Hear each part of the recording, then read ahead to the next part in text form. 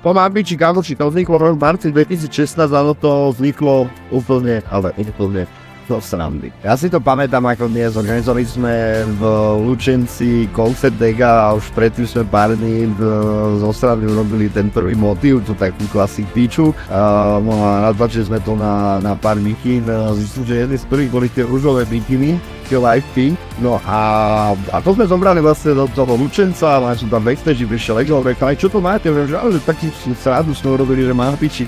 Takže ukáž, no, Ego si to povedal v tom koncert. A zrazu 2-3 dní na to bol to plný internet a každý chcel rúžovú mikinu to náhodní. Takže my sme to v tej móde vtedy urobili brutálny progres, lebo to neexistuje, aby chalani v tejto hre nosili rúžové mikiny, takže aj to bolo takéto prelomové. No a takto to vlastne celé vzniklo, no a potom sme následne urobili web, no na základe toho dopytu, ktorý ste mali na nás, tak sme boli nútení to riešiť. No a samozrejme z začiatku sme to nevyrábali, dávali sme to teda vyrábať, či kvalita ani nebola nejaká, no ale rozumie, ako to postupovalo ďalej, tak najprv sme kúpili jeden stroj, potom ďalší. Čiže dneska tú výrobu máme, si dovolím tvrdiť, že patrí medzi najlepšie vybavené textilné firmy v Československu.